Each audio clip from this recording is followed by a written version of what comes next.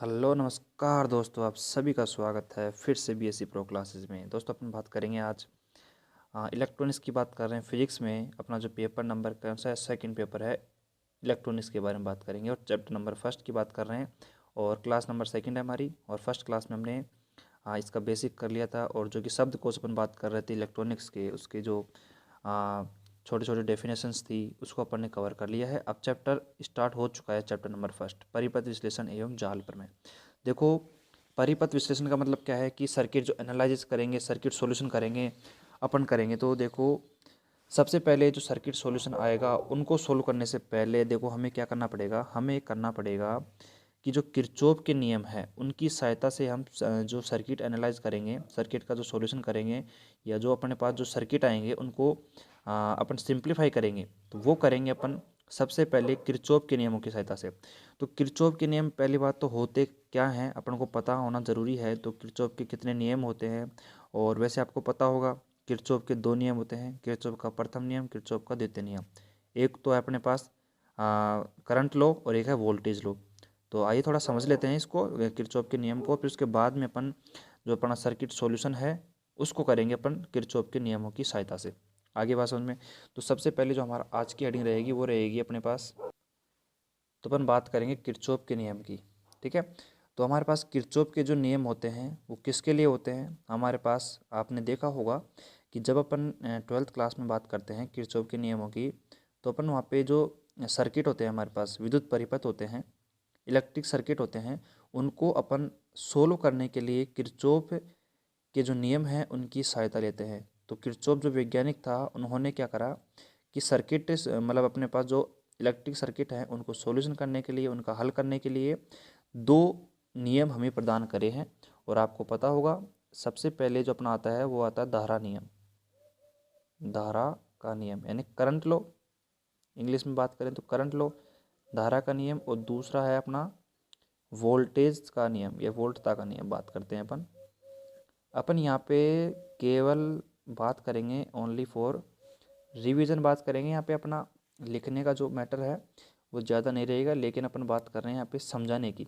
तो समझ में आपको पूरा आएगा। बाकी अपन नोट्स की सहायता से आपको नोट्स जो प्रोवाइड करवा दिए हमने टेलीग्राम चैनल पे, वहाँ से आप क्या करिए कि इसको पूरा एक बार समरी रिवाइज कर सकते हो आप। सेम टू सेम आपको नोट्स मिल जाएंगे वहाँ पे। तो अपन यहाँ पे ओनली क्या करेंगे, देखो समझने के माध्यम से एक एक चीज़ को समझेंगे। बाकी अपना जो लिखने का मैटर है वो बहुत शॉर्ट रहेगा, शॉर्ट तरीके से अपन हर एक चीज़ को समझेंगे। तो देखो किरचॉफ का जो नियम है वो दो हैं, धारा का नियम हो गया, वोल्टता का नियम हो गया। अब देखो इसको अपन किस किस इस नाम से जानते हैं। देखो किरचॉफ का प्रथम नियम भी है हमारे पास, किरचॉफ के प्रथम नियम के नाम से भी जाना जाता है ये। और हमारे पास वोल्टता का जो नियम है ये कौन सा है, किरचॉफ का द्वितीय नियम है, तो द्वितीय नियम के नाम से भी जाना जाता है। उसके अलावा देखो धारा का जो नियम है प्रथम वाला, प्रथम वाला जो नियम है उसको अपन आवेश संरक्षण का नियम बोलते हैं। क्या बोलते हैं, आवेश संरक्षण का नियम। आपने 12th क्लास में पढ़ा होगा ये सारी चीज़ें। और अपन बात करते हैं वोल्टता का नियम द्वितीय नियम है, और इसको साथ साथ इसको अपन बात करते हैं ऊर्जा संरक्षण के नाम से भी जानते हैं, ऊर्जा संरक्षण नियम की सहायता से भी पहचानते हैं। तो देखो आइए अपन क्या है कि शॉर्ट तरीके से अपन धारा का जो नियम है, प्रथम नियम है किरचॉफ का, उसको समझ लेते हैं। और बिल्कुल ईजिली अपन समझेंगे क्योंकि अपन को यूज़ लेंगे अपन इसको सर्किट सॉल्यूशन में। धारा का नियम यानी कि अपन बात करते हैं किरचॉफ के फर्स्ट नियम की। तो जो अपन को पता है किरचॉफ का जो फर्स्ट नियम होता है वो क्या होता है, अपना विद्युत धारा के मान की गणना की जाती है इसके द्वारा। किसके द्वारा, धारा के नियम के, यानी किरचॉफ का जो प्रथम नियम होता है ये क्या होता है कि इसमें अपन ओनली फॉर किसका, करंट की वैल्यू की गणना की, या करंट की वैल्यू अपन फाइंड करते हैं इसके अंदर। ठीक है। और इस नियम के अनुसार अपन किसी भी संधि बिंदु पर अपन बात करते हैं, संधि बिंदु और नोड बिंदु मैंने आपको समझाया था क्या होता है संधि बिंदु नोड बिंदु, जहाँ पे कोई भी धारा का विभाजन होता है, या फिर यहाँ पे क्या करते हैं कोई भी जो अपने पास शाखाएं हैं, ब्रांच है, आकर वहाँ पे मिलती हैं या वहाँ से अलग होती हैं, धारा का विभाजन होता है, तो वो होता है हमारा संधि बिंदु या नोड बिंदु। पिछली क्लास में हमने समझाया था। ठीक है। तो वहाँ पे अपन ने बात करी थी उसके बारे में। अब बात करते हैं धारा का नियम अपने पास। ठीक है। तो यहाँ पे बात करते हैं भाई परिपथ में अपन बात करेंगे विद्युत धारा के मान की गणना की जाती है धारा के नियम के द्वारा। ठीक है। अब देखो इस नियम के अनुसार भाई क्या है कि इस नियम के अनुसार किसी भी कोई संधि बिंदु, देखो अब डायग्राम के माध्यम से समझते हैं अपन, एक डायग्राम लेते हैं और फिर उसके माध्यम से समझते हैं अपन। जैसे कि मान लो अपन इसको डायग्राम के माध्यम से समझते हैं। देखो यहाँ पे अब ये देखो यहाँ पे करंट आ रहा है यहाँ पे, ठीक है। और अपन बात करते हैं, देखो इस प्रकार अपन इसका डायग्राम बना देते हैं एक, और इस प्रकार भी आपने पहले पढ़ा होगा, इसी प्रकार अपन डायग्राम देखते हैं इसका। ठीक है। जैसे मान लो ये I1 है हमारे पास, ठीक है, और ये हमारे पास क्या है I2 है, और ये हमारे पास जैसे I3 हो गए, और ये हमारे पास I4 हो गई, और ये हमारा क्या हो गया नोड बिंदु या संधि बिंदु कहलाता है। तो आपने यहाँ पे क्या देखा कि यहाँ पे देखो I1 और I2 तो इस संधि बिंदु पर आ रही हैं, लेकिन I3 और I4 इस संधि बिंदु से बाहर की तरफ जा रही हैं। तो हमारा विद्युत धारा का जो नियम है, संधि बिंदु का जो नियम है, वो क्या कहता है कि इस नियम के अनुसार किसी भी संधि बिंदु या नोड बिंदु पर सभी जो विद्युत धाराएं होती हैं उनका जो योग होगा, विद्युत धाराओं का जो बीजगणितीय होगा, बीजगणितीय जो योग होगा वो शून्य होता है। ये तो अपन ने पहले पढ़ रखा है यार, यानी कि समीशन अपन बात करते हैं I = हमारे पास 0 मिलता है धारा के फर्स्ट नियम के अनुसार। आगे बात समझ में। और अपन बात करते हैं, इसको अपन KCL के नाम से भी जानते हैं, आपको पता हो तो, किरचॉफ करंट लॉ, KCL के नाम से भी शॉर्ट फॉर्म है इसकी KCL। ठीक है। तो यहाँ पे अपन इसी सर्किट में अपन जब KCL अप्लाई करते हैं, किरचॉफ KCL अप्लाई करते हैं, किरचॉफ करंट लॉ जब इसमें अप्लाई करते हैं, तो आपको पता है कि यहाँ पे देखो I1 और I2 इस सर्किट के अंदर यानी कि नोड बिंदु पर आ रही है, अर्थात अपन इसको किससे प्रदर्शित करते हैं, प्लस से, यानी कि जो भी अपन बात करते हैं यानी कि पॉजिटिव की बात करते हैं। I1 हो गया हमारे पास, ये अपना पास I2 हो गया। उसके अलावा बात करते हैं अपन यहाँ पे जो I3 और I4 है, यहाँ से सर्किट से बाहर की तरफ जा रही है, तो इनको अपन नेगेटिव से प्रदर्शित करते हैं यार, आपको पता है आपको। ठीक है। तो यानी कि हमारे पास जो I1 प्लस I2 = हमारे पास I3 प्लस में I4। इसका मतलब क्या है, अर्थात जाने वाली जो धाराएं हैं और आने वाली जो धाराएं हैं उनका मान बराबर होता है, आपस में बराबर होती हैं। तो ये कहलाता है हमारा किरचॉफ का प्रथम नियम। किरचॉफ का प्रथम नियम क्या कहता है, किसी भी संधि बिंदु या नोड बिंदु पर आने वाली जो धाराएं होती हैं और जाने वाली जो धाराएं होती हैं उनका जो अपन समीशन करते हैं, उनकी धाराओं का बीजगणितीय योग करते हैं, वो हमारे हमेशा 0 मिलता है। इसको बोलते हैं अपन धारा का प्रथम नियम, और इसको KCL बोलते हैं। ठीक है। और अपन बात करते हैं, देखो इस प्रकार देखो अपन यहाँ पे इसको क्या कहते हैं, आवेश संरक्षण का नियम भी कहते हैं। अब आवेश संरक्षण का नियम क्यों कहते हैं, क्योंकि आवेश संरक्षण का नियम क्या होता है, आवेश संरक्षण का नियम होता है कि ना तो आवेश को उत्पन्न किया जा सकता है और ना ही आवेश को नष्ट किया जा सकता है। ठीक है। केवल इसको एक रूप से दूसरे रूप में अपन परिवर्तित कर सकते हैं, और तो ये अपना आवेश संरक्षण का नियम कहलाता है। तो ये धारा नियम का हो गया प्रथम नियम। और अपन बात करते हैं सेकंड नियम की, इसी का जो सेकंड नियम बात करते हैं अपन, हमारा जो किरचॉफ का जो द्वितीय नियम है उसको समझ लेते हैं अपन। वैसे आपने सब पढ़ रखा है ये 12th क्लास का, लेकिन आपको थोड़ा बहुत रिवीजन की आवश्यकता पड़ती है। देखो ठीक है। अब देखो अपने पास धारा का तो पढ़ लिया, अब पढ़ते हैं अपन वोल्टेज का नियम। ठीक है।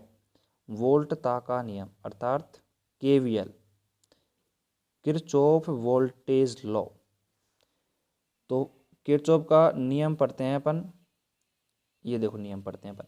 अब देखो बात करते हैं किरचॉफ के वोल्टता लॉ की। तो किरचॉफ का वोल्टता लॉ क्या कहता है, तो देखो किरचॉफ का जो सेकंड लॉ है उसमें अपन क्या करते हैं, वोल्टेज की गणना करते हैं। किसकी वोल्टेज की गणना करते हैं, वो तो आपको नाम से ही जाहिर हो गया होगा कि ये वोल्टेज की अपन इसमें गणना करेंगे। अब किरचॉफ का जो द्वितीय नियम है उसके अनुसार क्या है, देखो ध्यान से सुनना, किसी भी निश्चित दिशा में लूप के लिए विद्युत वोल्टताओं का बीजगणितीय योग 0 होता है। आपको मेरे हिसाब से नहीं आया समझ में, अब समझते हैं इसको डायग्राम से।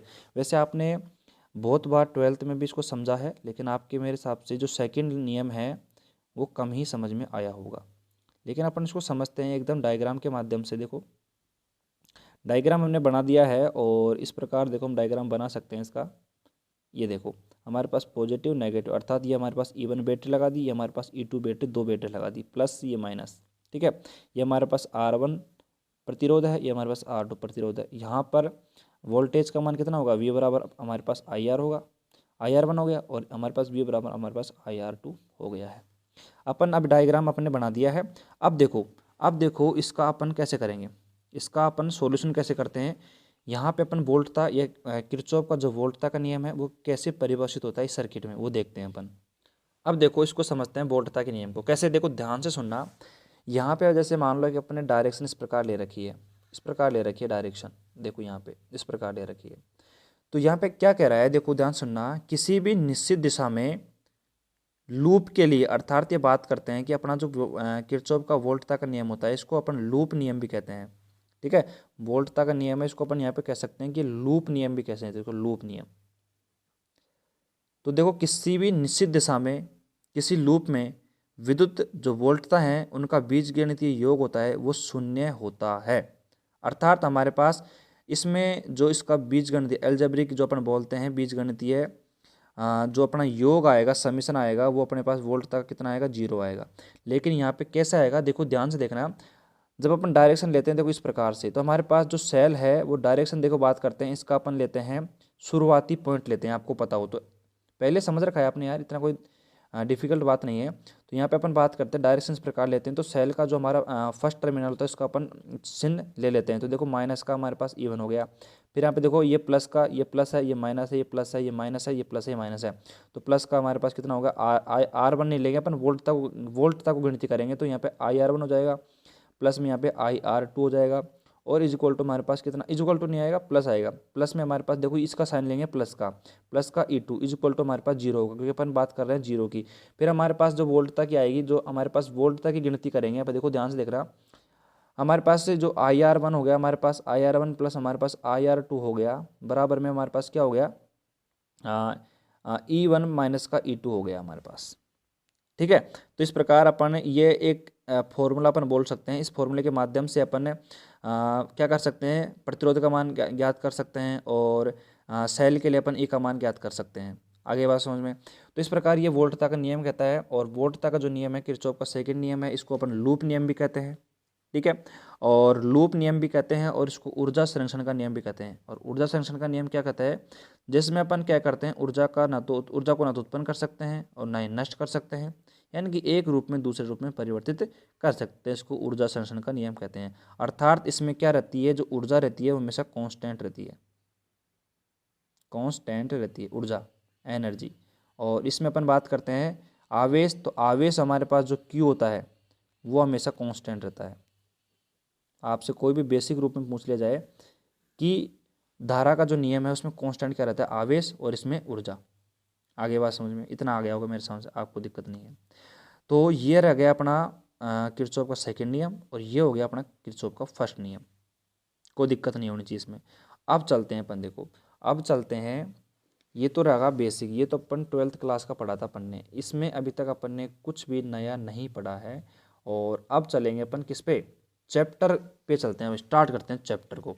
चैप्टर का जो नाम है हमारा वो क्या है, चैप्टर का नाम है हमारे पास परिपथ विश्लेषण। हमारे पास जो सर्किटों का जो अपन सॉल्यूशन करेंगे, सर्किट एनालाइज करेंगे, ठीक है, वो अपन करेंगे स्टार्टअप। और वो किसकी सहायता से, अपन बात करेंगे, अपन किरचॉफ के नियम पढ़े अपन ने, तो किरचॉफ के जो नियम है उसकी सहायता से, किरचॉफ के जो नियम है उसकी सहायता से अपन करेंगे अब सर्किट एनालिसिस। और मेरे हिसाब से क्या है कि देखो अगला जो टॉपिक है वो इम्पोर्टेंट है, एग्ज़ाम में यहाँ से वो थ्योरम भी आ जाती है जो मैं आपको करवाने वाला हूँ। थ्योरम का मतलब है कॉन्सेप्ट, और उसके अलावा भी उसके ऊपर बेस्ड जो क्वेश्चन है वो भी आ सकता है एग्जाम में। तो अब ध्यान देना, अब चलते हैं चैप्टर की तरफ शानदार तरीके से। अब हमारे पास क्या है कि देखो अब चैप्टर को स्टार्ट कर दिया है अपन ने, ठीक है। और ये क्या है कि सबसे इम्पोर्टेंट टॉपिक तो नहीं कहेंगे, लेकिन इम्पोर्टेंट अपन बात करते हैं। देखो हमारा चैप्टर है वो है सर्किट, परिपथों का विश्लेषण है। तो परिपथों का विश्लेषण अब यहाँ से चालू हो चुका है। देखो हम परिपथों का जो विश्लेषण है वो इन प्रकार से करेंगे। देखो एक तो किरचॉफ के जो नियम है उसकी सहायता से अपन परिपथों का विश्लेषण करने वाले हैं। उसके साथ में हमारे पास जो जाल प्रमेय आएंगी, आगे अपन पढ़ेंगे, मतलब 6-7 जाल प्रमेय आएंगी। 100% वहाँ से क्वेश्चन आएगा, हर साल आता है किसमें, जाल प्रमेय में से। लेकिन क्या है कि देखो न्यूमेरिकल जब आता है ना, तो किरचॉफ के जो नियम है उसकी सहायता से इनको समझेंगे ना अपन, किरचॉफ के नियमों को, तभी फिर अपन क्या करेंगे, जो जाल प्रमेय है उनको समझ पाएंगे। समझ रहे बात को, इनके किरचॉफ के जो नियम हैं इनको समझेंगे तभी अपन जाल प्रमेय को समझ पाएंगे। इसलिए किरचॉफ के जो दोनों नियम है, किरचॉफ के 2 नियम पढ़ेंगे अपन यहाँ पे। देखो मैं आपको बता देता हूँ, किरचॉफ के 2 नियम पढ़ेंगे। और किरचॉफ का जो प्रथम नियम की बात करते हैं अपन, तो किरचॉफ का प्रथम नियम होता है लूप नियम, आपको पता है, मैंने आपको बताया था अभी लूप।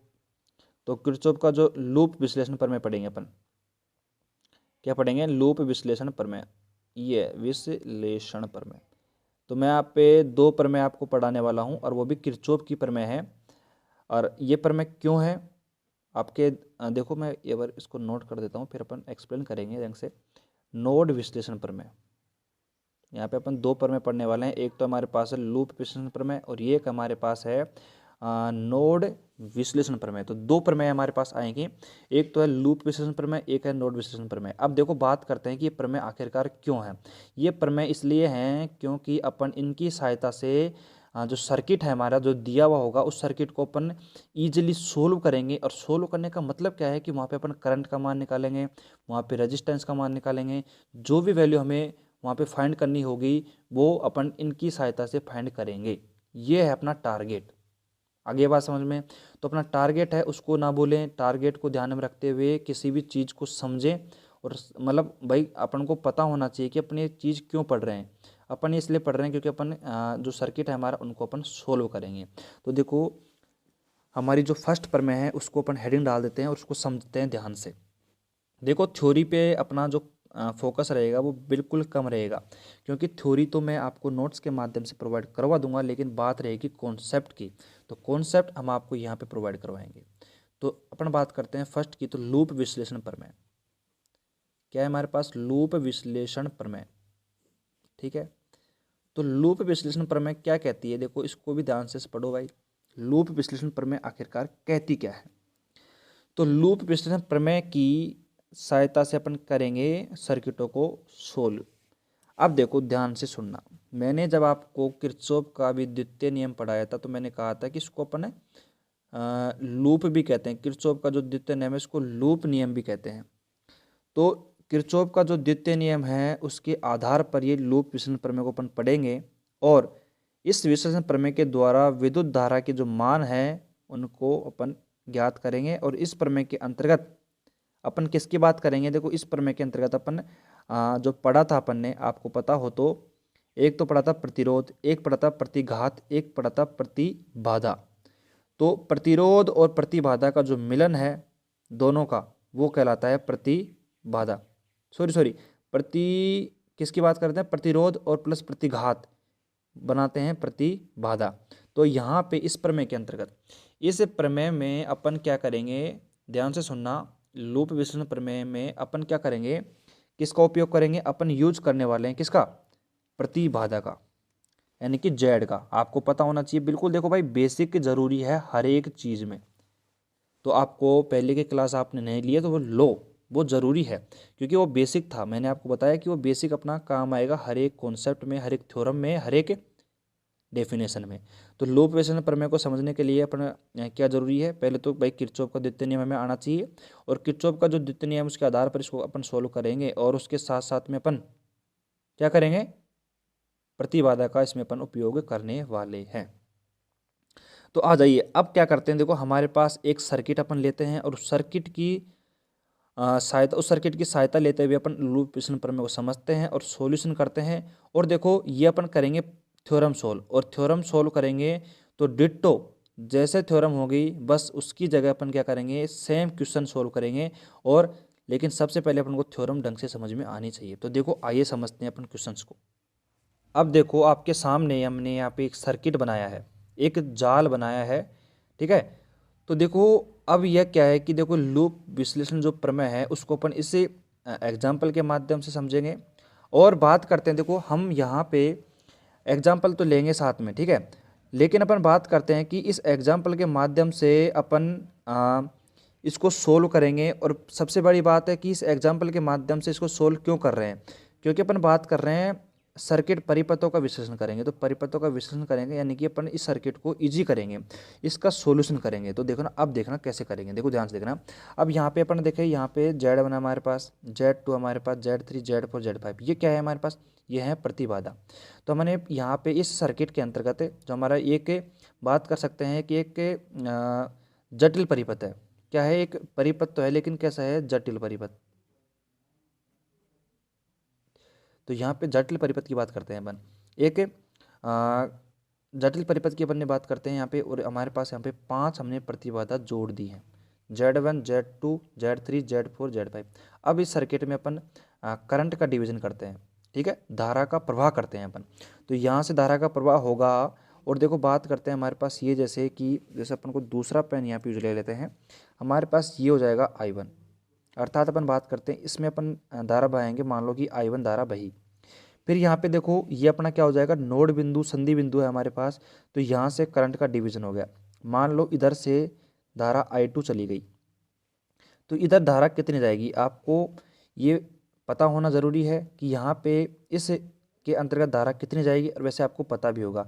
अगर मान लो इधर I2 गई है, तो इधर कितनी जाएगी, I2 माइनस का I1 जाएगी, I2 माइनस का I1 नहीं, सॉरी, I1 माइनस का I2 जाएगी, I1 माइनस का I2 जाएगी। क्योंकि देखो I1 धारा बह रही है, I1 धारा बह रही है और I2 इधर चली गई, तो बाकी इधर कितनी बची, I1 में से अपन I2 घटा देंगे तो बाकी ये बची हुई इधर चली जाएगी, आपको ये पता होगा, ठीक है। उसके बाद में देखो अपन बात करते हैं, यहाँ पे I2 जाएगा, उसके बाद में जैसे मान लो कि यहाँ पे धारा भाई, उसके बाद में यहाँ पे जो करंट जा रहा है वो जा रहा है I3, फिर लेकिन यहाँ पे जो करंट जाएगा वो कितना जाएगा, वो I2 माइनस का I3 जाएगा, I2 माइनस का I3 जाएगा। तो हमारे पास क्या हो गया, देखो ध्यान से देखना, I1 हमारे पास है, ठीक है, यहाँ पे I2 गया, I1 माइनस का I2 जाएगा, इधर गया I3, फिर इधर आ जाएगा I2 माइनस का I3। तो इधर देख लो आप आराम से, इस सर्किट में I3 बह रहा है करंट, और करंट का आपको पता ज़रूरी, मतलब करंट का होना ज़रूरी है। अब देखो सिंपल सी बात है, हम यहाँ पे 3 सर्किट की बात करते हैं। देखो हमारे पास ये लूप बात करते हैं, लूप ले लो या सर्किट ले लो, तो हमारे पास लूप की बात करते हैं, लूप नंबर फर्स्ट है, लूप नंबर सेकंड है, लूप नंबर थर्ड, इसको अपन ने क्या कर दिया, परिभाषित कर दिया, loop number first second third. अपन बात करने लूप नंबर फर्स्ट में अपन I1 धारा का प्रवाह देखते हैं, ठीक है। लूप नंबर सेकंड में अपन बात करते हैं, देखो आप देख सकते हो कि I2 धारा का प्रवाह हो रहा है, और लूप नंबर थर्ड की बात करते हैं तो यहाँ पे I3 धारा का प्रवाह हो रहा है। और ये प्रवाह अपन क्यों कर रहे हैं, क्योंकि यहाँ पे अपन डायरेक्शन दे रहे हैं, दिशा निर्धारित कर रहे हैं कि इसकी दिशा कैसी है। तो दिशा इधर से इधर है, आप देख सकते हो कि यहाँ से धारा बह रही है और इधर से आ रही है, तो यानी कि जो इसकी डायरेक्शन है वो कितनी है, इधर से इधर है। आगे बात समझ में। तो अब क्या है कि अब इसका सॉल्यूशन करेंगे, लेकिन पहले आपको देखो यहाँ पे निरूपण आना चाहिए कि इस प्रकार अपन थ्योरम को स्टार्ट करेंगे। तो थ्योरम को स्टार्ट करेंगे अपन एक एग्जाम्पल के माध्यम से, और अपन एग्जाम्पल के माध्यम से इसको करेंगे। और देखो अपन क्या करेंगे, देखो थोड़ी सी थ्योरी लिखेंगे इसमें, और थ्योरी लिखेंगे, लेकिन यहाँ पे मैं थ्योरी को आपको नहीं बता रहा हूँ क्योंकि टाइम लगता है थ्योरी को लिखने में भी। तो थ्योरी को मैं आपको नोट्स के माध्यम से प्रोवाइड करवा दूंगा, लेकिन जो थ्योरी है वो क्या है, क्या लिखनी है आपको। देखो, लूप विश्लेषण प्रमेय का गणितीय विश्लेषण करने के लिए जटिल परिपथ की कल्पना करते हैं। तो कर लिया अपन ने, उसके सहायता से माना कि Z1 Z2 Z3 Z4 Z5 प्रतिबाधा से निर्मित है, ठीक है भाई। इस परिपथ में एक बैटरी ई वोल्टेज की अपन ने यहाँ पे लगा दी है। अब जिसमें प्रथम लूप में धारा I1 बह रही है, द्वितीय लूप में अपन धारा I2 बह रही है, और तृतीय लूप में धारा I3 बह रही है। बाकी इतनी सी थ्योरी आपको लिखनी है, जो कि मैं आपको नोट्स के माध्यम से प्रोवाइड करवा दूंगा। अब देखते हैं, ये डायग्राम मेरे हिसाब से आपके क्लियर हो चुका है, मतलब इतना शानदार तरीके से कोई नहीं बताएगा आपको। इस थ्योरम को देखना बिल्कुल डिटेल से पढ़ेंगे, क्योंकि इंपॉर्टेंट थ्योरम अपन बात कर लेते हैं। बेस है, एक तरीके से देखा जाए तो ये बेस है, सभी जाल प्रमेयों का बेस है। और बात करते हैं अपन सर्किट एनालिसिस का, जो बेस है वो बिल्कुल यहाँ से बनता है, लूप विश्लेषण प्रमेय से और नोड विश्लेषण प्रमेय से। तो देखो यहाँ पे अपन इसकी गणितीय व्याख्या करते हैं, अपन मैथमेटिकल प्रूफ करते हैं, यहाँ पे गणितीय गणना करते हैं, इसकी गणितीय गणना करते हैं। तो देखो अब स्टार्ट करते हैं, तो लूप नंबर फर्स्ट सेकंड और थर्ड। तो यहाँ पे देखो सबसे पहले अपन लूप नंबर फर्स्ट की बात करते हैं, और लूप नंबर फर्स्ट की बात करते हैं। देखो यहाँ पे लूप नंबर फर्स्ट कौन सा है हमारा, ये है लूप नंबर फर्स्ट। और लूप नंबर फर्स्ट में अपन लगाते हैं KVL। अब हमने कहा था कि ये थोड़ा सा अपन इसमें किरचॉफ का जो द्वितीय नियम है उसकी सहायता लेंगे। अब क्यों लेंगे, क्योंकि आपने देखा था कि जब हम उसमें डायग्राम बनाया था, किसमें, किरचॉफ के द्वितीय नियम में, तो आपको थोड़ा बहुत इसी प्रकार का डायग्राम वहाँ पे दिखा था, आपने देखा होगा। और वहाँ पे हमने क्या करा था, लूप नियम लगाया था, और लूप नियम के साथ हमने क्या कहा था कि वहाँ पे निश्चित दिशाओं के आधार पर हम जो वोल्टताएँ होती हैं, क्या होती हैं, जो वोल्टताएँ होती हैं उनको अपन क्या कर देते हैं, एक अरेंज कर देते हैं, उनको व्यवस्थित कर देते हैं। तो उसी प्रकार अपन लूप नियम की सहायता से, जो अपन ने KVL का द्वितीय नियम पढ़ा था, उसकी सहायता अपन यहाँ पे लेंगे, और यहाँ पे लिख देते हैं लूप नंबर फर्स्ट में किरचॉफ वोल्टेज लॉ अप्लाई करने पर या लगाने पर, ठीक है, अप्लाई कर दिया लगाने पर, ठीक है। तो अप्लाई कर दिया तो यहाँ पे देखो अपने क्या मिला, देखो अपन डायरेक्शन किस प्रकार, हमारी डायरेक्शन है हमारी इस प्रकार है, तो अपन यहाँ से चलेंगे, अर्थात हमारा जो ई है वो हमें क्या मिलेगा, नेगेटिव मिलेगा। ये मैंने आपको लूप नियम में भी बता दिया था, किरचॉफ के सेकंड नियम में भी। अब बात करते हैं आगे चले यहाँ पे, तो यहाँ पे अपन बात कर रहे हैं देखो केवीएल की, तो यहाँ पे जितने भी टर्म्स आएंगे वो सब वोल्टेज के रूप में आएंगे। तो यहाँ पे जो यहाँ पे आएगा वोल्टेज, यहाँ पे वोल्टेज कितना होगा हमारे पास, आपको पता है V बराबर IR, तो हमारे पास I1 इंटू Z1। इतना सा तो बेसिक है यार, ये तो मैं आपको बिल्कुल जीरो लेवल से बता रहा हूँ। और यहाँ पे बात करते हैं देखो यहाँ पे, तो यहाँ पे कितना हो जाएगा, देखो Z3 इंटू में देखो I1 माइनस का I2, और बराबर में हमारे पास जो बीजगणितीय योग होता है हमारा वोल्टताओं का, वो जीरो होता है, आपको पता है केवीएल के नियम से। इसको सिंपल सोल्व करते हैं अपन, और सॉल्यूशन से हमें क्या मिला है, देखो ध्यान से देखना हमारे पास कि ये हमारे पास है और आप देख सकते हो यहाँ पे, इसको थोड़ा सा सोल्व करते हैं अपन, जैसे माइनस का यहाँ पे ई हो जाएगा, प्लस का हमारे पास I1 Z1, प्लस का यहाँ पे देखो अपन Z3 I1 हो जाएगा, और माइनस का Z3 I2 हो जाएगा। तो यहाँ पे अपन ने क्या देखा कि जो I1 टर्म्स हैं उनमें से अपन I1 कॉमन ले लेते हैं, तो अपन ने क्या देखा कि Z1 है प्लस का Z3, इसमें से अपन I1 कॉमन ले लेंगे, ठीक है। और हमारे पास क्या बचेगा, माइनस का Z3 I2 बच गया, और हमारे पास इक्वल टू में हमारे पास ई है। बिल्कुल बिल्कुल कठिन नहीं है, बिल्कुल इजी है एकदम, आपको कोई प्रॉब्लम नहीं आएगी इसमें, ठीक है। बाकी थोड़ा सा स्टेप बाय स्टेप कैलकुलेशन को आप समझते चलो, बाकी इसमें कुछ भी ऐसा कठिन नहीं है, कठिन काम बिल्कुल नहीं है, कुछ भी नहीं है। केवीएल नियम तीनों लूप में लगाना है और सिंपल सी कैलकुलेशन अपन को करनी है। तो समीकरण नंबर 1 इसको नाम अपन दे देते हैं, ठीक है। उसके बाद में देखो अपन शानदार तरीके से केवीएल नियम लगाते हैं, किसमें, लूप नंबर सेकंड में। तो यहाँ पे अपन देखते हैं लूप नंबर सेकंड में केवीएल नियम। तो आप क्या करो कि जल्दी से एक पेज लो और उस पेज में इस डायग्राम को जल्दी बना लो, क्योंकि अब देखो बार बार मैं डायग्राम को यहाँ पे आपको दिखा नहीं सकता, इसलिए आप बगल में क्या है कि आप डायग्राम बना लो, ठीक है। डायग्राम बना लो और फिर तुरंत हम यहाँ पे से वैल्यू उठाएंगे और मान रखते चलेंगे, ठीक है। तो तुरंत बना लो, वीडियो को पॉज करो और वीडियो को पॉज करके इस डायग्राम को जल्दी बना लो। जल्दी बनाने से क्या होगा कि जब भी अपन लूप नंबर 3 की बात करें तो मैं आपको डायग्राम नहीं दिखाऊंगा, मैं सीधी वैल्यू रख दूंगा, तो आपको पता चल जाएगा कि यहाँ से अपन ने वैल्यू उठाई है, ठीक है। तो जल्दी से जल्दी बना लो इसको, ठीक है। मेरे साथ बना लिया होगा। अब चलते हैं इसको सॉल्यूशन करते हैं। तो लूप नंबर सेकंड में, तो लूप नंबर सेकंड अपना है, देखो ये रहा अपना लूप नंबर सेकंड, मैं दिखा देता हूँ। इसमें लूप नंबर सेकंड है, इसमें अपन लगाएंगे, देखो ध्यान से देखना तो लूप नंबर सेकंड में देखो E1 हमारे पास है नहीं, ठीक है। तो जो है बिल्कुल सिंपल बेसिक से चलो, और हमारे पास कौन कौन से हैं लूप नंबर से अपने पास से, किसमें, लूप नंबर इसमें। तो देखो ध्यान से देखना, हमारे पास देखो ये वाला है, ये वाला है, और हमारे पास ये वाला है, ठीक है। तो डायरेक्शन का बहुत ज़्यादा ध्यान रखना है आपको, यानी कि यहाँ से चलना है अपन को, तो यहाँ से चलते हुए चलते हुए चलते हुए यहाँ चलते हुए चलते हुए चलते हुए यहाँ तक आना है। तो यानी कि Z2 Z4 और Z3 इसमें सम्मिलित हैं। तो देखना ध्यान से अपन किस प्रकार कैलकुलेशन को करते हैं। तो लूप नंबर सेकंड में अपन बात करते हैं, तो देखो यहाँ पे अपन लाइन खींच लेते हैं। देखो यार लूप नंबर उसको भी अपन इसके बगल में ही कर लेंगे, ठीक है। कैलकुलेशन बड़ी हो जाती है, पेज को चेंज करते हैं बार बार, उससे दिक्कत भी आती है थोड़ी सी, है ना। तो देखो लूप नंबर अपन बात करते हैं सेकंड में, तो लूप नंबर सेकंड में केवीएल नियम लगाते हैं।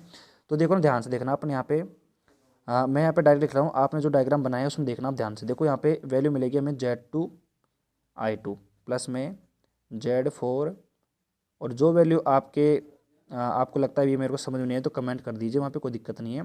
तो Z4 I2 माइनस का I3, ठीक है। उसके बाद में देखो हमारे पास माइनस का Z3 आएगा। अब ये क्यों आया है, क्योंकि ये विपरीत डायरेक्शन में है। आप वहाँ पे डायग्राम में देख सकते हो कि यहाँ पे विपरीत डायग्राम मतलब विपरीत डायरेक्शन में मिलती है, अपोजिट डायरेक्शन में मिलती है, इसके लिए अपन यहाँ पे माइनस का Z3 लगा दिया।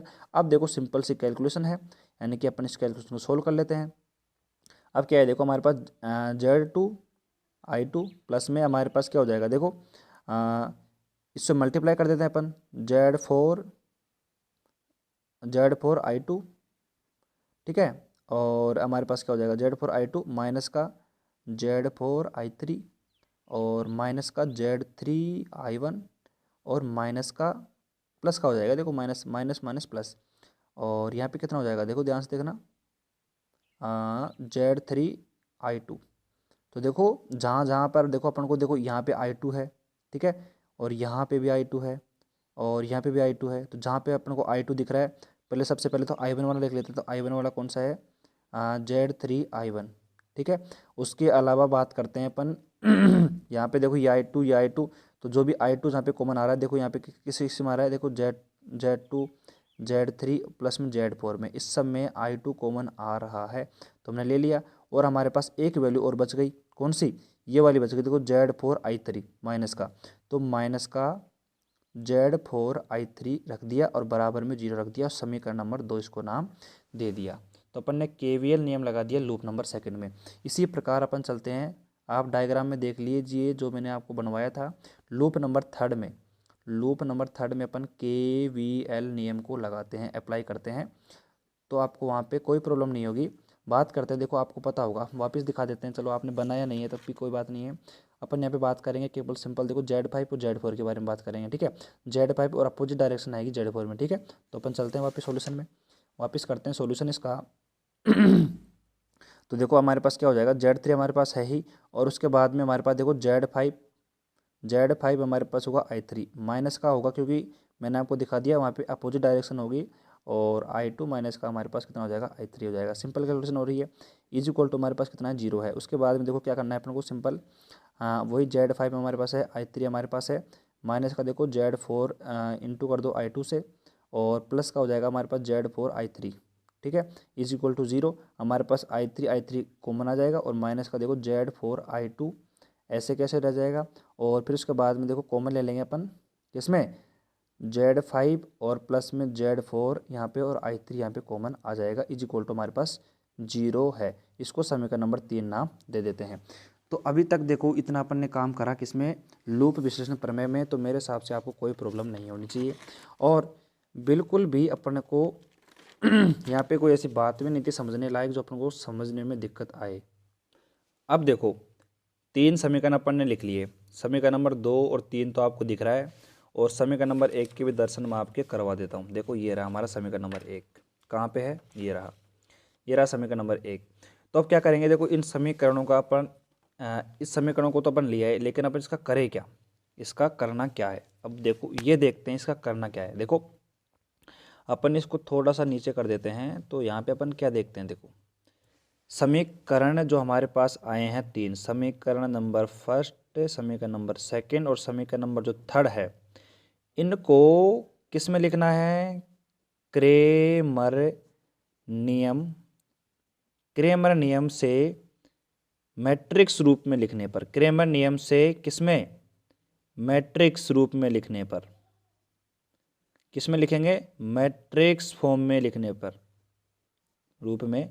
आपने मैट्रिक्स पढ़ी है यार 12th में, आपको कोई दिक्कत नहीं होनी चाहिए मैट्रिक्स रूप में लिखने पर।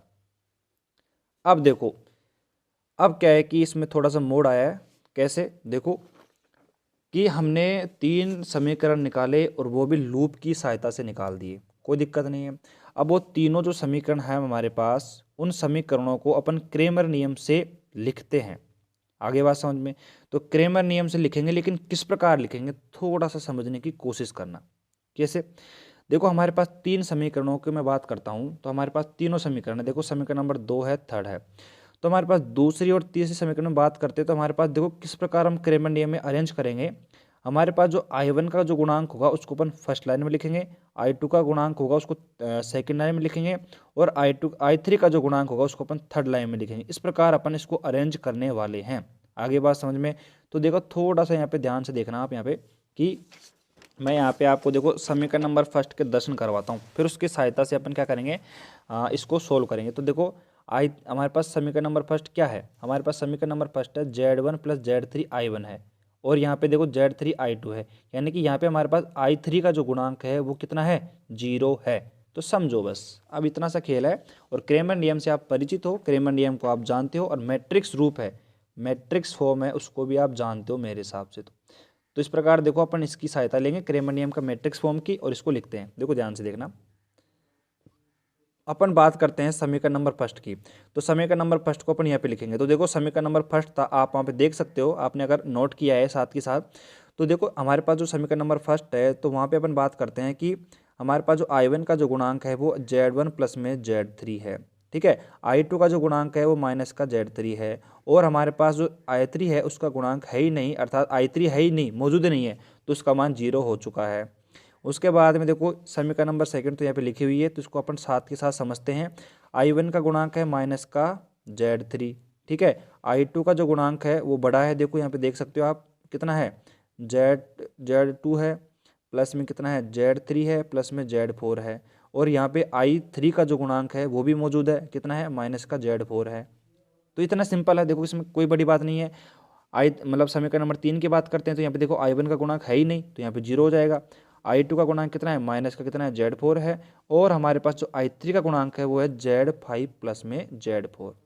और बगल में देखो क्रेमर नियम को आप पता है, क्रेमर नियम किस प्रकार लिखते हैं, यहाँ पे I1 हो जाएगा, ये I2 हो जाएगा, ये हमारे पास I3 हो जाएगा।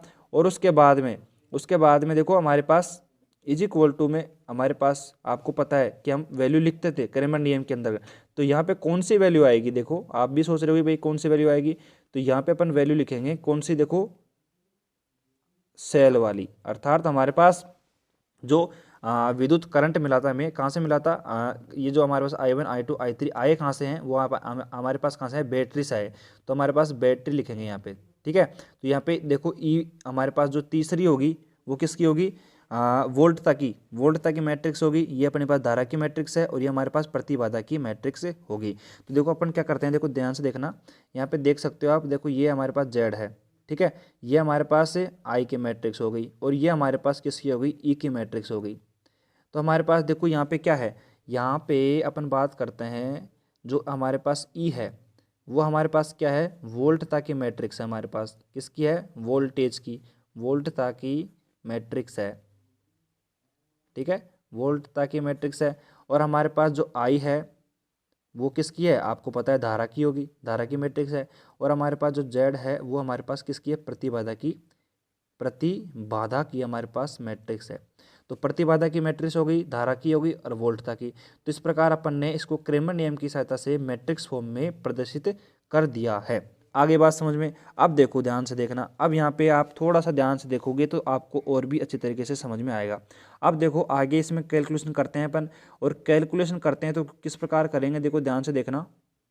अब देखो इसके आगे का जो स्टेप है, अपनी जो लूप विश्लेषण प्रमेय है उसके अंतर्गत जो आगे का स्टेप रहेगा वो क्या रहेगा, अपन ने इसको मैट्रिक्स फॉर्म में बना दिया है। अब मैट्रिक्स में बना दिया है तो अब इसको अपन चेंज करेंगे सारणिक रूप में। आपको पता होगा कि मैट्रिक्स अलग होती है और हमारे पास जो सारणिक फॉर्म होता है वो अलग होता है, ठीक है। तो सारणिक रूप में लिखने पर आपने 12th क्लास में 3rd चैप्टर पढ़ा होगा, किसका, मैट्रिक्स का पढ़ा होगा, और 4th चैप्टर इसके अगला वाला वो पढ़ा होगा सारणिक चैप्टर, जो सारणिक अपने नाम से है। तो सारणिक के रूप में इसको अपन चेंज करेंगे, बदलने पर। तो सारणिक रूप में अपन इसको चेंज कर देते हैं।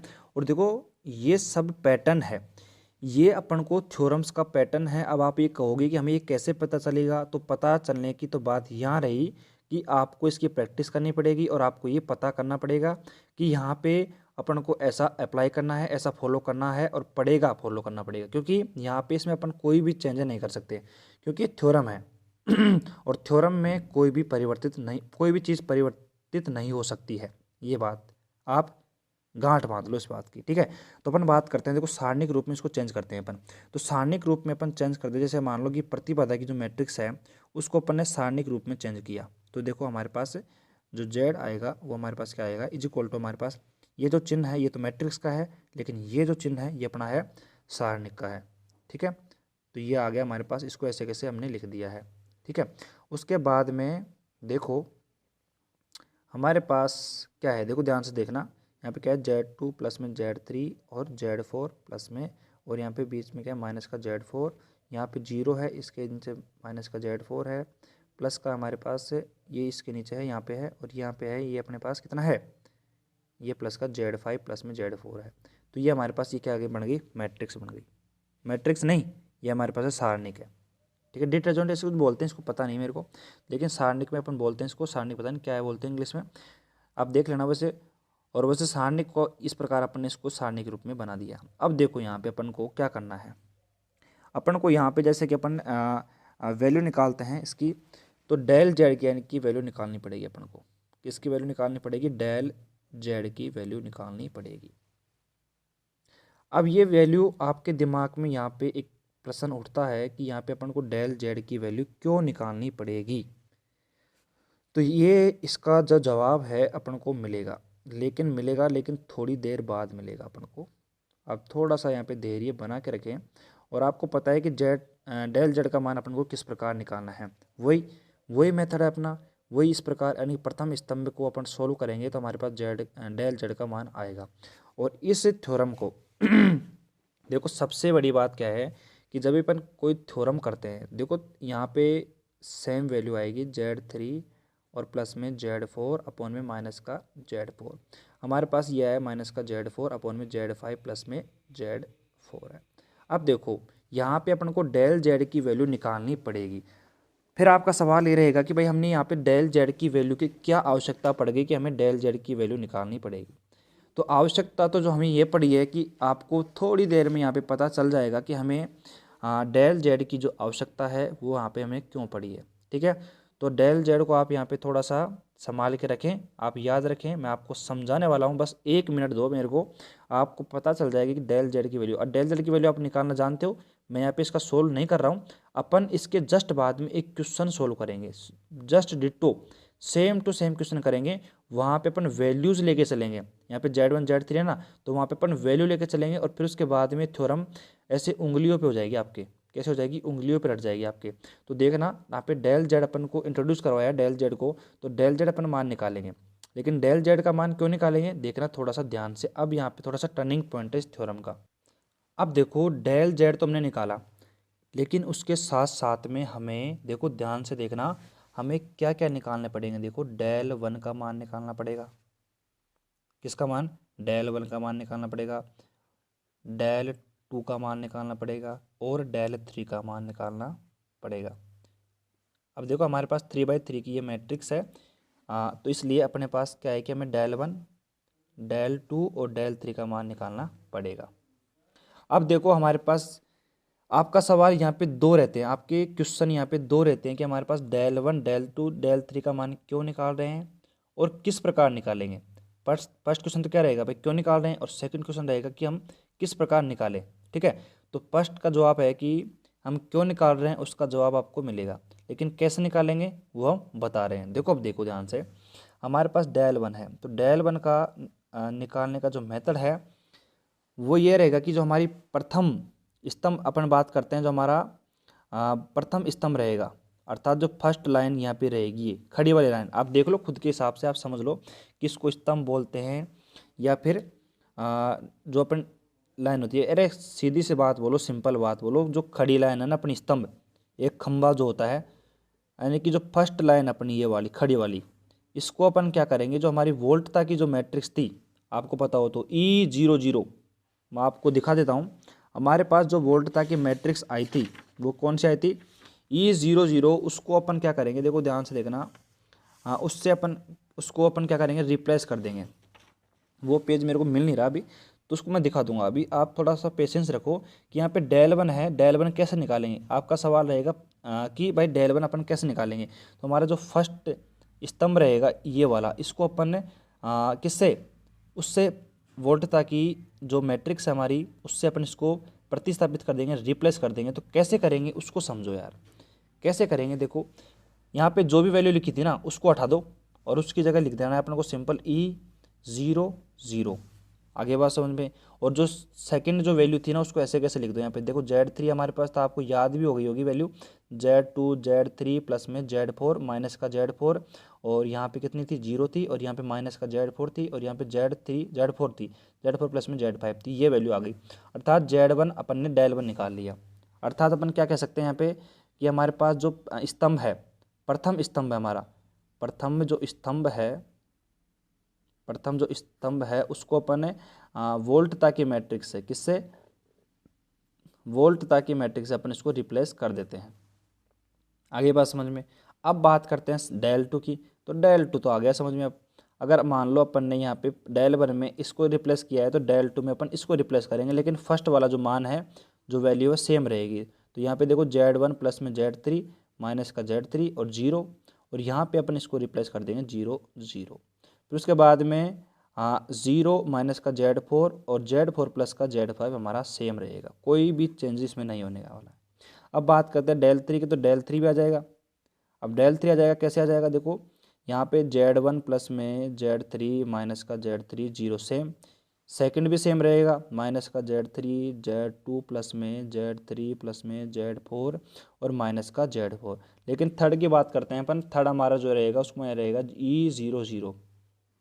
हमारे पास जो वोल्टता की मैट्रिक्स रहेगी ना, हमारे पास इस परिपथ के अंतर्गत वोल्टता की जो मैट्रिक्स थी वो E00 थी।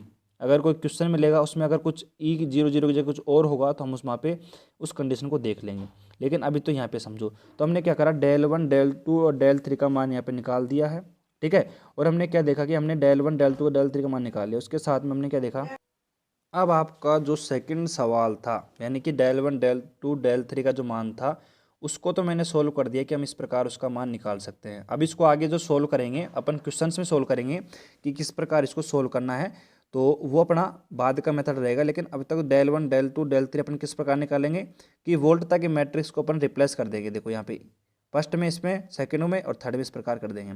अब जो फर्स्ट सवाल था हमारा जो फर्स्ट सवाल था कि आखिरकार हम del del1 del2 और del3 का मान क्यों निकाल रहे हैं, तो बस आ जाओ।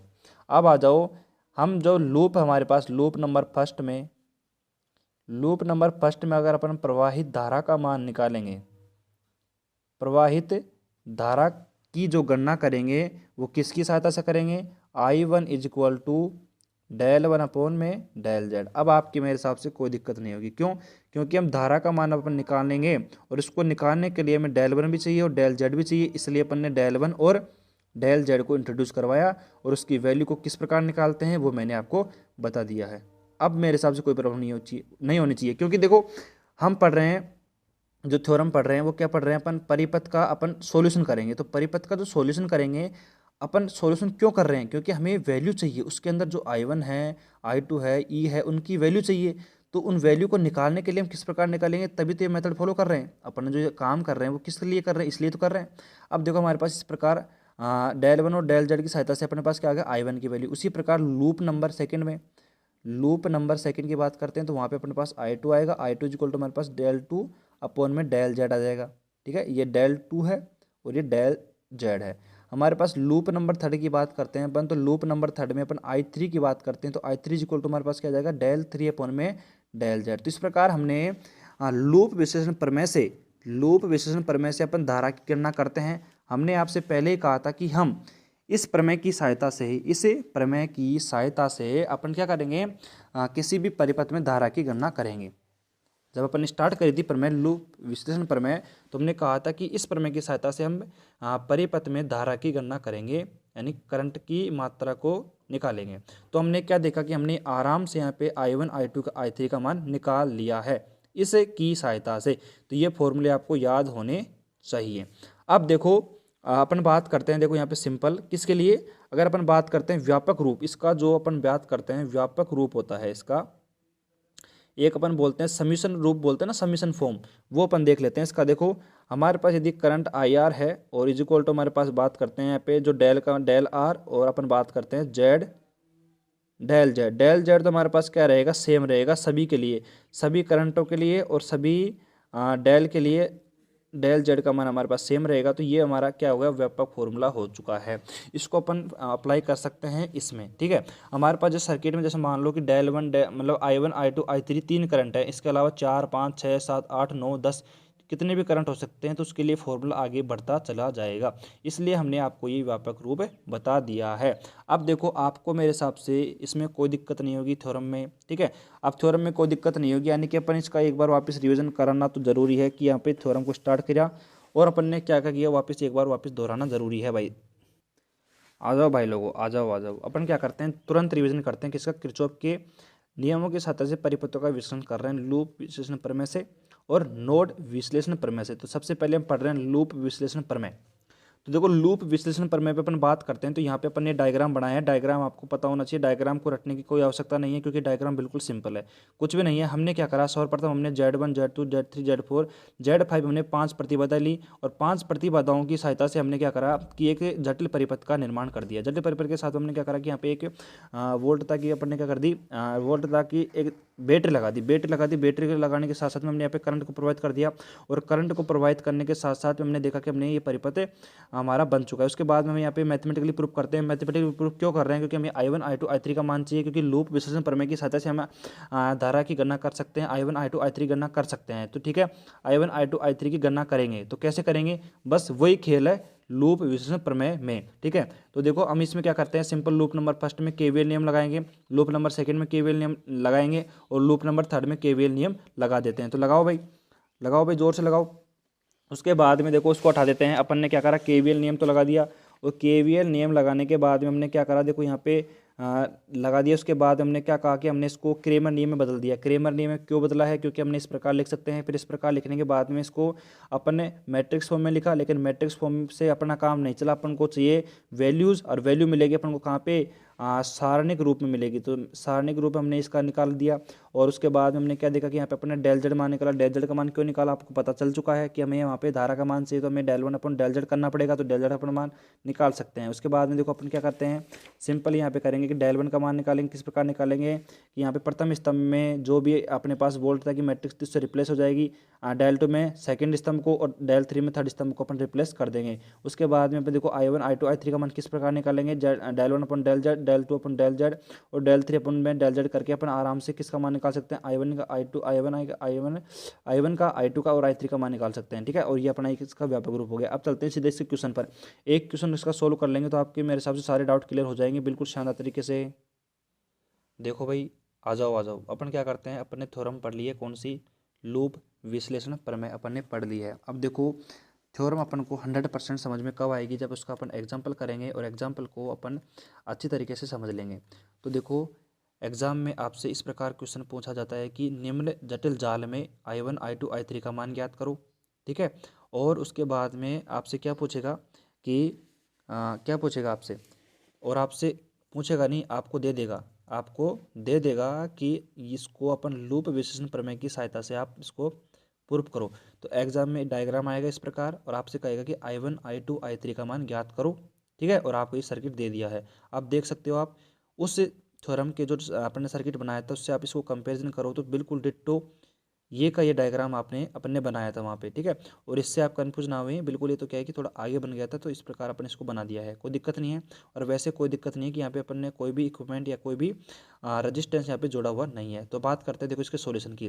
तो सबसे पहले अपन बात करते हैं कि इसका सर्किट बनाते हैं। अपन को जो सर्किट है, डायग्राम है, वो बनाना पड़ेगा। कौन सा, करंट का जो डिवीजन है वो किस प्रकार हो रहा है। ठीक है, और अपन इसमें कौन सा KVL नियम लगाएंगे, किरचॉफ जो वोल्टेज लॉ है वो लगाएंगे। तो इसके लिए तो हमें वो जो धारा का विभाजन है वो वाला डायग्राम हमें बनाना पड़ेगा। तो यहाँ पे आंसर में हमें सबसे पहले क्या बनाना पड़ेगा, इसका सॉल्यूशन का डायग्राम बनाना पड़ेगा। उसके बाद में तो हम आराम से जल्दी से KVL नियम लगा देंगे बिल्कुल शानदार तरीके से। देखो सिंपल करते हैं इसका सॉल्यूशन।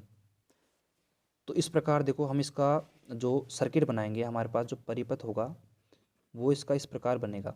यानी कि हमें विद्युत धारा को बताना पड़ेगा, करंट को बताना पड़ेगा। तो इस प्रकार अपन इसको डिवीजन करेंगे। देखो ध्यान से देखना, हमारे पास यहाँ पे क्या है, देखो I1 भाई, फिर I2, फिर I1 माइनस का I2, आपको मैंने थ्योरम में बता दिया था। ये I3, ये I2 माइनस का I3 हो जाएगा। फिर उसके बाद में देखो यहाँ पे मैंने हर एक रेजिस्टेंस पे, यानी कि जो प्रतिरोध की बात नहीं करेंगे, यहाँ पे बात कर रहे हैं अपन प्रतिबाधा की। सॉरी मैंने गलती करी, यहाँ पे मैंने आपको प्रतिरोध के बारे में बताया था, लेकिन प्रतिरोध नहीं है, ये हमारे पास है प्रतिबाधा। ठीक है, तो यहाँ पे बात करते हैं जेड की बात करते हैं, प्रतिबाधा की बात करते हैं। तो यहाँ पे अपन ने प्रतिबाधा लगाया। तो मैंने आपने यहाँ पे थोड़ा सा नोट किया हो तो मैंने यहाँ पे प्लस माइनस क्यों लिखा है, क्योंकि आप कंफ्यूज ना हो। और चिन्ह का बहुत बड़ा महत्व है, किसमें, KVL नियम में, किरचॉफ वोल्टेज लॉ में चिन्ह का बहुत बड़ा महत्व है, इसलिए आप कंफ्यूज ना हो। इसलिए अपन क्या करते हैं, देखो इस डायरेक्शन के साथ में जो चिन्ह अपने साथ आएगा वो अपन उसको नोट कर लेंगे। तो देखो सिंपल सी बात है, अपन क्या करेंगे, देखो थ्योरम को अपन अप्लाई करते हैं, और थ्योरम अपन ने पढ़ ली है। और थ्योरम क्या कहती है कि लूप नंबर फर्स्ट में अपन KVL लगाते हैं। तो लूप नंबर फर्स्ट में अपन सिंपल KVL नियम लगा देंगे। तो लूप नंबर फर्स्ट अपना इसमें KVL नियम लगाएंगे। तो देखो ध्यान से देखना, हमारे पास यहाँ चलते हैं, यहाँ से चलते हैं अपन। तो देखो -10 हमारे पास आ जाएगा। उसके बाद में देखो प्लस यहाँ पे कितना हो जाएगा, देखो 10 और ये है I1, तो 10 से I1 हमारे पास आएगा। उसके बाद में हमारे पास जो वैल्यू मिलेगी, हमारे पास ये कितनी है, ये हमारे पास है 3 है, और ये I1 माइनस का I2 है। तो हमारे पास कितनी मिलेगी, देखो ध्यान से देखना, 3 और I1 माइनस का जो I2 मिलेगी। और बराबर में हमारे पास से कितना है, हमारे पास 0 है। इसको सिंपल थोड़ा सा सोल्व कर लेते हैं अपन। तो यहाँ पर कितना हो जाएगा, देखो यहाँ पर देखो 13, देखो यहाँ पे 3 है, तो जुड़ जाएगा, तो 13 कितना हो जाएगा I1 हो जाएगा, ठीक है। और माइनस का अपन बात करते हैं, देखो 3 यहाँ पर I2 हो जाएगा, 3I2 इज इक्वल टू अपन बात करते हैं 10, तो हमारा समीकरण नंबर फर्स्ट आ गया, ठीक है। इसी प्रकार अपन लूप नंबर सेकंड, आपको यहाँ पे दिख रहा होगा, तो लूप नंबर सेकंड में अपन क्या करते हैं, लूप नंबर सेकंड में अपन किरचॉफ वोल्टेज लॉ लगाते हैं। तो किरचॉफ वोल्टेज लॉ लगाएंगे लूप नंबर सेकंड में, तो ध्यान से देखना आप यहाँ पे, थोड़ा सा केयरफुली देखना कि यहाँ पे देखो Z2 है हमारे पास कितना है, और हमारे पास Z4 है और Z3 है, मतलब तीन यहाँ पे अपने क्या है प्रतिबाधा जुड़ी हुई हैं, Z2 Z4 और Z3। इसके लिए बात करेंगे तो सबसे पहले अपन यहाँ चलते हैं, तो हमारे पास जो चिन्ह है वो पॉजिटिव का है, तो हमारे पास क्या वैल्यू मिलेगी, देखो ध्यान से देखना, हमारे पास है +6 और हमारे पास कितनी है I2, ठीक है। उसके बाद में सेकंड यहाँ पे चलेंगे तो यहाँ पे ये भी प्लस आएगा, यहाँ पे कितना आ जाएगा प्लस का, यहाँ पे अपन प्लस की बात करते हैं, देखो प्लस की बात करेंगे माइनस की बात करेंगे, देखो ध्यान से देखना यहाँ पे, तो आप यहाँ पे ध्यान से देख सकते हो कि हमारे पास क्या है पॉजिटिव फिर नेगेटिव है, तो पॉजिटिव लेंगे अपन, तो हमारे पास क्या मिलेगी, देखो 8 इंटू हमारे पास क्या मिलेगी I2 और माइनस का I3, और हमारे पास एक और वैल्यू रह गई है हमारे पास कौन सा Z3, तो Z3 अपन देखो यहाँ से चले नीचे से चले हैं, तो हमारे पास सबसे पहले कौन सा है नेगेटिव का चिन्ह आया है, तो नेगेटिव अपन इंक्लूड करेंगे, तो हमारे पास क्या होगा नेगेटिव और 3 से मल्टीप्लाई होगा कौन कौन सा I1 माइनस का I2, और बराबर में हमारे पास क्या है 0 है। इसको अपन थोड़ा सा सोल्व कर लेते हैं, यहाँ पे देखो 6I2 हमारे पास है, और प्लस में देखो 8I2 हमारे पास यहाँ पे हो जाएगा, और माइनस का अपन बात करते हैं, देखो यहाँ पे कितना हो जाएगा 8I3 हो जाएगा, और उसके बाद में देखो माइनस का 3I1 हो जाएगा, और प्लस का 3I2 हो जाएगा, और इज इक्वल टू 0 है। तो देखो I2 कौन कौन सा, देखो 6 और 3 9 हो गए, और 9 और 8 अपन बात करते हैं तो 17 हो गए हमारे पास, ठीक है। तो 17 तो हमारे पास कितने हो गए I2 हो गए, ठीक है। तो हमारे पास तो I1 को ले लेते हैं पहले यार, देखो माइनस का कितना हो जाएगा 3I1 हो जाएगा, प्लस का 17I2 हो जाएगा, और हमारे पास माइनस का जो 8 है वो I3 हमारे पास बच जाएगा, इज इक्वल टू हम 0, समीकरण नंबर 2 नाम दे देते हैं। बिल्कुल सिंपल है यार, इसमें क्या दिक्कत बताओ बताओ, कोई दिक्कत है इसमें। तो लूप नंबर अपन बात करते हैं किसकी, थर्ड की बात करते हैं, लूप नंबर थर्ड में बात करेंगे, तो हमारे पास देखो वही Z5 है और Z4 है, तो Z5 है हमारे पास वो तो प्लस में आएगा, तो हमारे पास Z5 पर देखो कितना है 2 है, और हमारे पास 2 इंटू करेंगे अपन इसको I3 को, ठीक है। उसके बाद में देखो नीचे चलेंगे तो यहाँ पर नेगेटिव आ जाएगा, और नेगेटिव आएगा किस पे 8 पे, और 8 इंटू बात करेंगे अपन I2 माइनस का I3 इज इक्वल टू अपन 0 की बात करेंगे, ठीक है। उसके बाद में इसको सिंपल थोड़ा सोल्व कर लेते हैं यहाँ पे, और 2I3 और माइनस का हमारे पास बन गया कितना 8I2 और प्लस का 8I3, तो हमारे पास जो वैल्यू मिल गई वो कितनी मिल गई, देखो हमारे पास 8 और 2 कितना हो गया, देखो यहाँ पे माइनस का जो I2 बन गया 8I2, और प्लस का बन गया देखो 10I3। तो इस प्रकार हमने थोड़ा थोड़ा इसको सोल्व कर लिया है, और 3 समीकरण हमने बना लिए हैं किसके, लूप नंबर फर्स्ट सेकंड और थर्ड। अब आपको पता है कुछ नहीं करना, इन तीनों को अपन को क्रेमर नियम में बताना है, बस क्रेमर नियम में बताने के बाद में अपन क्या करेंगे, सिंपल अपन अप्लाई कर देंगे सारणिक नियम, और डेल जेड का मान निकालेंगे, डेल 1 डेल 2 डेल 3 का मान निकालेंगे, फिर I1 I2 I3 का मान अपन आराम से निकाल लेंगे। बस ये अपना काम रहेगा, सिंपल सा मेथड है, बताओ क्या दिक्कत है इसमें। अब देखो क्या करना है अपन को, सिंपल हमारे पास जो समीकरण नंबर 1 है, हमारे पास समीकरण नंबर 1 2 व 3 को क्रेमर नियम में लिखने पर, किसमें क्रेमर नियम में लिखने पर, तो क्रेमर नियम लगा देते हैं भाई उसमें, सिंपल सी बात है। और ये कैलकुलेशन है, मैं जल्दी जल्दी करूँगा, बिल्कुल आप घर पे आराम से इस कैलकुलेशन को धीरे धीरे सॉल्व कर सकते हो, ठीक है। हमारे पास वैल्यू मिलेगी देखो 13, आप वहाँ पे देख सकते हो, अब मैंने आपको समझा दिया था। अब हमारे पास फर्स्ट लूप में बात करते हैं, तो I1 I2 ये अपना I3 हो जाएगा, ठीक है। उसके बाद में सेकेंड लूप में बात करेंगे 3 17 माइनस का 8, ठीक है। और यहाँ पे बात करते हैं अपन 0 और माइनस का 8 और 10, ठीक है। फिर उसके बाद में यहाँ पे देखो सेकंड हमारे पास करंट की I1 I2 I3, उसके बाद में हमारे पास ये हो जाएगी वोल्टता की, तो वोल्ट था 10 फिर 0 0, ठीक है, एक ही तो बैटरी यूज ले रहे हैं अपन, ठीक है। उसके बाद में सिंपल अपन क्या कहते हैं, देखो जेड हमारे पास क्या हो जाएगा, जेड हमारे पास प्रतिबाधा की मैट्रिक्स है, ठीक है। और मल्टीप्लाई में देखो यहाँ पे मल्टीप्लाई में आई, तो आई यहाँ पे धारा है, इज इक्वल टू अपन बात करते हैं यहाँ पे वोल्टता की मैट्रिक्स ई है, ठीक है। फिर अपन क्या करते हैं, देखो ध्यान से देखना, हमारे पास जेड बराबर क्या है, हमारे पास जेड बराबर क्या है, इज इक्वल टू अपन बात करते हैं तो ये है हमारे पास 13 माइनस का 3 0 माइनस का 3 17 और माइनस का 8 0 माइनस का 8 और 10, ठीक है। उसके बाद में देखो अपन क्या करना है, सिंपल अपन को देखो 4 नंबर का सवाल आएगा, यहाँ से सीधा उठेगा क्वेश्चन, या तो थ्योरम पूछ लेगा या फिर अपन ये जो मैं बता रहा हूँ ना ऐसे क्वेश्चन उठेगा और I1 I2 I3 का मान आपसे पूछ लिया जाएगा उसमें। फिर उसके बाद देखो अपन क्या करना है, इसको मैट्रिक्स फॉर्म में अर्थात सारणिक फॉर्म में इसको बदल देना है अपन को। तो यहाँ पे देखो अपन डेल जेड का मान निकालते हैं, तो डेल जेड का मान कब निकलेगा, जब इसको अपन सारणिक फॉर्म में बदल देंगे, अर्थात इस चिन्ह को चेंज कर देंगे बस, और कुछ नहीं करेंगे, और वैल्यू हमारी वैसे के वैसे रहेगी। ठीक है, उसके बाद में अपन को सिंपल थोड़ा सा आपको पता है कैलकुलेशन करनी पड़ेगी यहाँ पे। तो देखो कैलकुलेशन किस प्रकार करते हैं, आपको पता है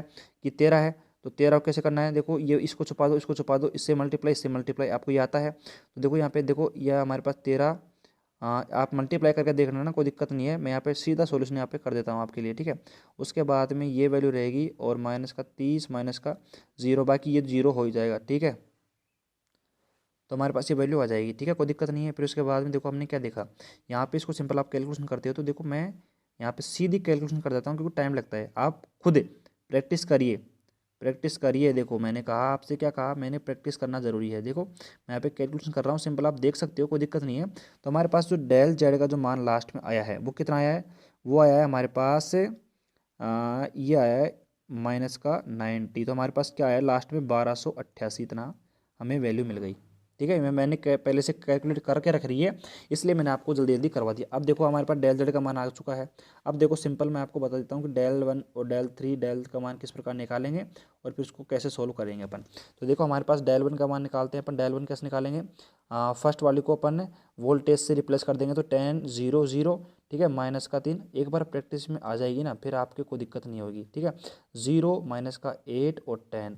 ठीक है, यहाँ पे इसकी कैलकुलेशन कर देते हैं, छोटी सी कैलकुलेशन होगी, 10 इंटू 106, और प्लस में अपन 3 की बात करते हैं, तो प्लस में 3 और 3 की बात करते हैं तो 3 है हमारे पास, ये रहा। ठीक है, हमारे पास 0 0 रहेगा। ठीक है, कोई दिक्कत नहीं है, तो हमारे पास ये आ गया, तो सब हो जाएगी। तो हमारे पास वैल्यू आ गई 160। तो हमारे पास डेल 1 की जो वैल्यू आ गई ये आ गई। अपन बात करते हैं डेल 2 की। डेल 2 निकालेंगे, तो डेल 1 निकालेंगे, देखो ध्यान से देखना, हमारे पास जो डेल 1 निकालेंगे, डेल 2 निकालेंगे, डेल 2 कैसे निकालेंगे, देखो 13 माइनस का 3 0, सेकंड को अपन रिप्लेस कर देंगे वोल्टेज मैट्रिक्स से, 0 0 एंड 0 माइनस का 8, ये वैल्यू आपको पता है, कोई दिक्कत नहीं है, कहाँ से ले रहे हैं अपन। उसके बाद में इसको सोल्व करते हैं, देखो 13 0 और माइनस का 10, यहाँ पे माइनस का 30, और हमारे पास जो वैल्यू आएगी 300 आएगी। अर्थात हमारे पास जो डेल 2 का जो मान आएगा हमारे पास कितना आएगा, 300 आएगा। डेल 3 का मान भी निकाल लेते हैं, देखो 13 माइनस का 3 0 माइनस का 3 17 और 8, और यहाँ पे देखो 10 0 और 0। ठीक है, तो यहाँ पे देखो अपन आराम से इसको सोल्व कर सकते हैं। कितनी वैल्यू आएगी हमारे पास, 13 इंटू 0 और प्लस में 3 इंटू 0, और हमारे पास आएगा 10 इंटू माइनस का 24, अर्थात प्लस का हमारे पास कितना हो जाएगा, ये 240 का हो जाएगा। ठीक है, तो प्लस का नहीं होगा, सॉरी माइनस का होगा, माइनस का होगा यार, माइनस का है हमारे पास, माइनस का 240 हो जाएगा। उसके बाद हमने क्या देखा कि हमारे पास डेल 3 का मान हमारे पास 240 आ चुका है। तो देखो अब हमें क्या करना था, हमें सिंपल लूप विश्लेषण प्रमेय की सहायता से I1 का मान निकालना था, अर्थात देखो डेल 1 अपॉन में डेल जेड। I2 का मान निकालना है अपन को डेल 2 अपॉन में डेल जेड। ठीक है, I3 का मान निकालना है अपन को, तो डेल 3 अपॉन में डेल जेड अपन को करना है। सिंपल, अब वैल्यू रखनी है, वैल्यू रख दो। अब क्या दिक्कत है, देखो डेल 1 का मान कितना है हमारे पास, 1060 अपन में 1288। ठीक है, इसकी वैल्यू आप देख सकते हो निकाल के, कोई दिक्कत नहीं है। अप्रोक्सीमेट मैंने निकाल रखी है पहले से, 82 में यहाँ पे एम्पेयर आएगी। उसके बाद में देखो यहाँ पे डेल 2 का मान कितना है, 300। 300 अपन बात करते हैं अपन किसके, 1288 के।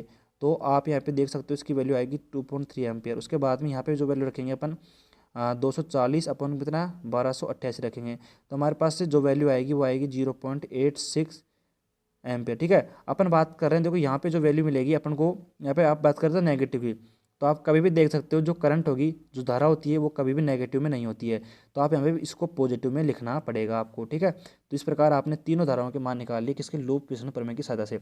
अब देखो आज के लेक्चर में तो हमने लूप विश्लेषण प्रमेय को शानदार तरीके से समझा है और एक क्वेश्चन भी किया है साथ में। अब देखो अगले वीडियो लेक्चर में अपन बात करेंगे किसकी, नोड विश्लेषण प्रमेय की। और मैं आपसे फिर कह रहा हूँ बेसिक है, बेसिक को ढंग से समझो।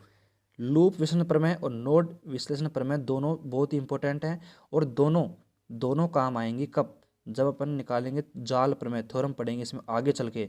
4-5 थ्योरम है, वेरी वेरी इंपॉर्टेंट है, हर साल क्वेश्चन आता है, 4 नंबर का पक्का है वहाँ से, तो वहाँ पे अपना एक बेसिक काम आएगा। आगे बात समझ में, तो अब मिलते हैं अगले वीडियो लेक्चर में। ठीक है, तब तक के लिए बाय, धन्यवाद।